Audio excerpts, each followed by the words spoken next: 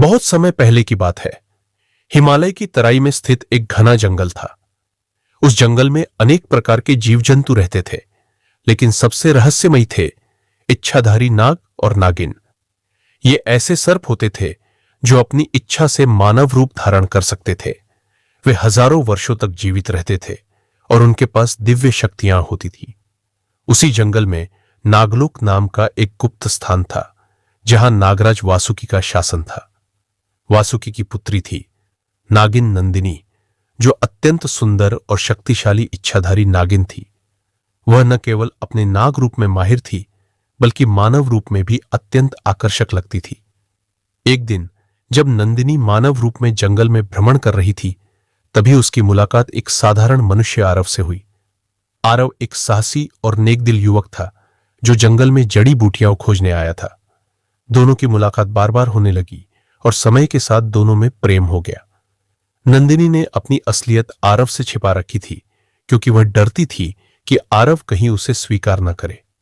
इसी बीच एक लालची तांत्रिक कालभैरव को नागमणि की भनक लगी, जो नंदिनी के पास थी। वह नागमणि अमृता और अनंत शक्तियों की कुंजी थी।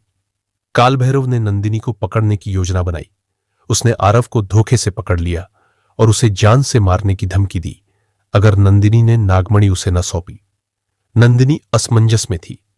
एक ओर उसका प्रेम था, दूसरी ओर नागों की अमूल्य धरोहर। लेकिन प्रेम की शक्ति ने उसे मार्ग दिखाया। उसने कालभैरव के समक्ष आत्मसमर्पण करने का नाटक किया, और जैसे ही कालभैरव ने नागमणि छूने की कोशिश की, नंदिनी ने अपने नाग रूप में आकर उस पर प्रहार किया। भीषण युद्ध हुआ, जिसमें नंदिनी ने अपनी दिव्य शक्तियों से कालभैरव को नष्ट कर दिया। इस घटना के बाद नंदिनी ने आरव को अपनी असलियत बताई। आरव पहले तो स्तब्ध रह गया, लेकिन उसका प्रेम सच्चा था। उसने नंदिनी को वैसे ही स्वीकार किया जैसे वह थी।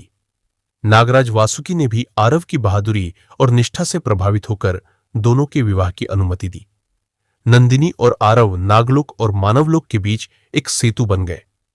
उन्होंने यह सिखाया कि प्रेम सच्चा हो तो वह हर भेदभाव और कठिनाई को पार कर सकता है। और इस तरह इच्छाधारी नागिन की यह प्रेम कहानी आज भी लोगों के बीच एक पौराणिक कथा बनकर जीवित है। पूरा वीडियो देखने के लिए धन्यवाद।